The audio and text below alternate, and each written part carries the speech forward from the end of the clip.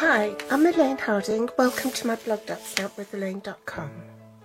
Stamping Up never ceases to amaze me. In the new autumn-winter catalogue, there is a patent-pending new type of stamp, and they call it the reversible stamps. You can stamp on both sides.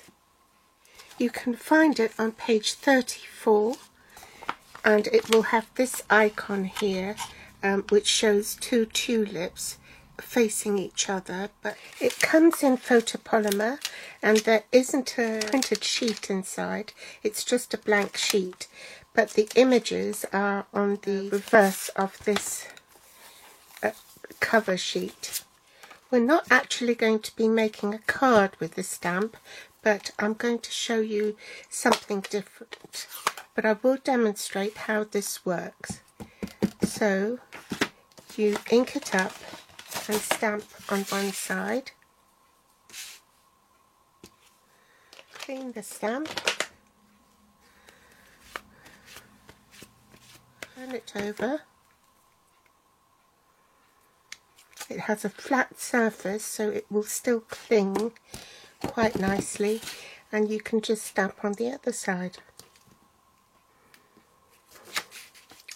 It has dies to match, and as you can see, there are dies to go for this cup and a separate one to go on the reverse side of the cup. And these are overlays that you can cut out for the cups to decorate them. Of course, there are other elements like the holly leaves, bows, and little tags as well. If you purchase the stamp set and the dies together, it will save you 10%.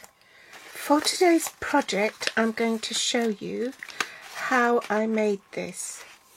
You need to cut a piece of Whisper White cardstock that will fit inside the copper dotted bags, and it's a tad under 4 3/4 inches by 6.5 inches. In metric, that will be 12 centimeters by 16.5 centimeters, and that's so that you can fix the die to the paper to center it. Let me get some washi tape, and you want to temporarily fix it to the cardstock with some washi tape. Actually, if you stick it down this way, so that it's not across the cutting edge, it won't cut off the washi tape. The other dies we need is the little tag dies and this leaf one. A scrap of Whisper White as well, copper foil, copper dotted treat bags. These are white treat bags with a copper foil dotted pattern. They are food safe, and there's 10 bags in a pack. They measure approximately 4 3/4 inches by 6.5. That's 12.1 centimeters by 16.5 centimeters. Scoring tool, and you need to score 3/4 inches all round. In metric, that's 2 centimeters. So at the bottom, at the base, on the side, and then rotate it this side, and 3/4 inches on the opposite side. So 3/4 inches on the two sides and at the bottom, but not at the top. About 12 inches or 15.2 centimeters of linen thread. These mini library clips, I'm going to use a white one. A window sheet. This measures 2.5 inches by 3 inches. In metric, I've rounded it off so that it measures 6.5 centimeters by 7.5 centimeters. We have some new inks called Delicata Metallic ink, which you'll find on page 16. The one we're going to be using is the copper one, which I keep in the bag to prevent it from drying. Versamark ink, embossing buddy, white embossing powder and a heat tool, a stamp apparatus to help me stamp on the window sheet because it's so difficult to see, and if I need to stamp it more than once I can. So let's begin by stamping on the window sheet. I'm going to position my mug, insert the window sheet right in the corner so it doesn't move. Dust it with embossing buddy first on both sides because the embossing powder gets everywhere, especially on acetate.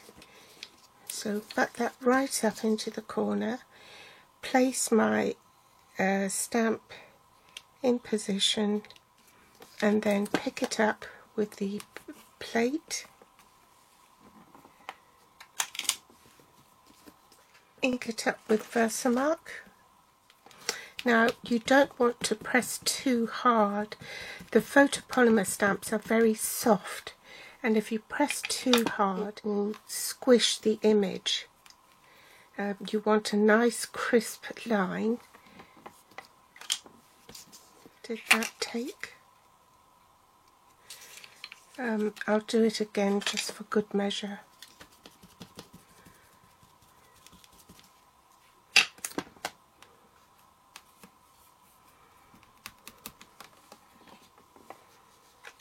Put white embossing powder over it. Flick off any excess, and I'll speed this up. We can set that aside and we'll prepare our bag. So for that you'll need your magnetic platform, base cutting plate. You've attached that more or less to the centre of the card, and that will go in.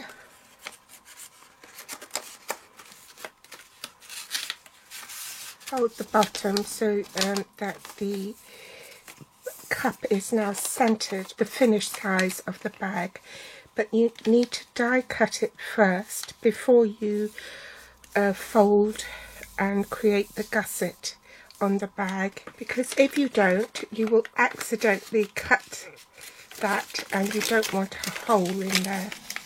Learning from my mistakes, die cut it first like so, and then because this is on a card it just makes it easier to position, and the cutting edge of the die is face up, so it will cut the top but not through the two layers. Top cutting plate on top, and then you can run it through the big shot. Now you see it's die cut the aperture.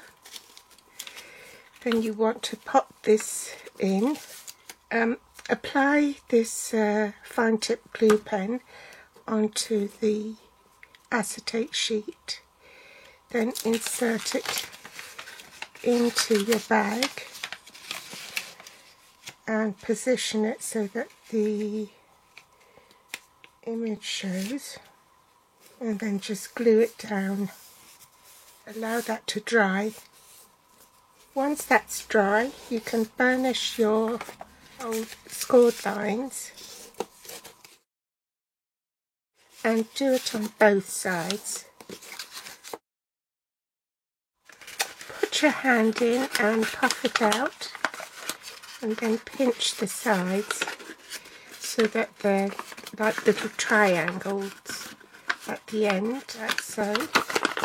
The original fold of the bag you want to be a valley fold.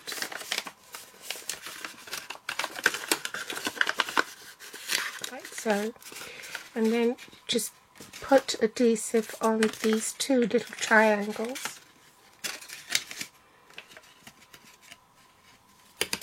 And fold them over. And just hold it there for a while until it bonds. And take a ruler and put it inside the bag to make sure it's stuck down properly. Some macaroons that I can stick inside the bag.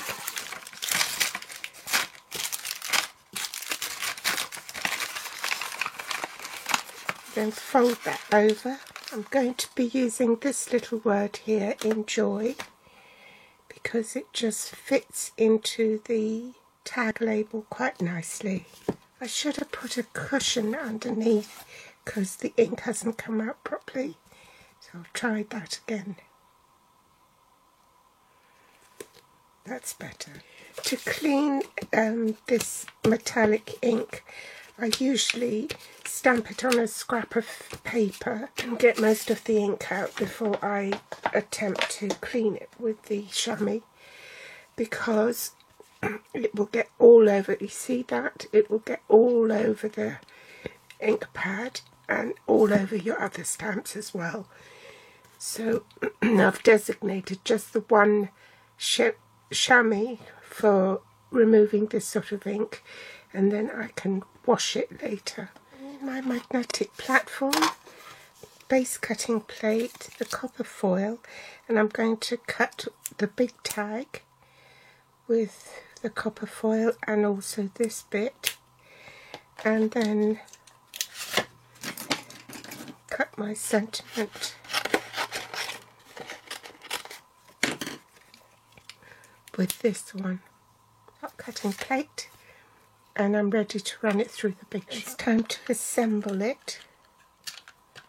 Run a bit of snail underneath that and adhere it to this copper piece. Now, unfortunately this has retired, but I've kept mine because you never know when you need something like this.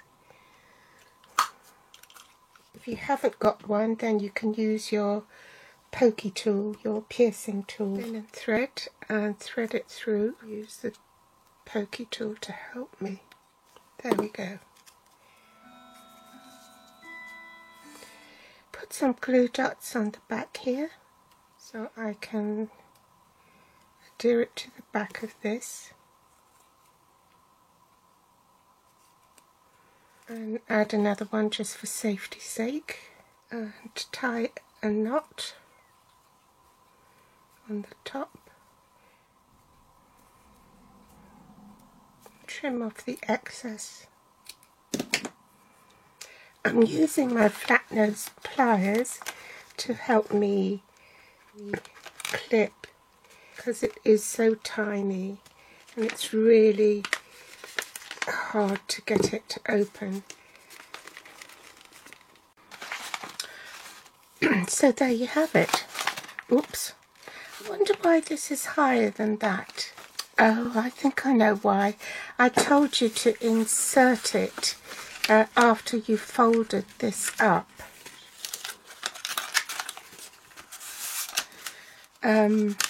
So don't do that. Just leave it, the bag as is, and put that all the way down so that it hits the bottom, and then it will come out at this height and not that height. I think that's what I did wrong. It looks better with the lower one, I think. So that's how you make a little aperture in your copper bags. All the links to the supplies are below this video in the Show More section. You can find me on Facebook, Pinterest or Instagram. I hope you've enjoyed today's tutorial and pop back next time for more inspiration. Thanks for watching. Bye.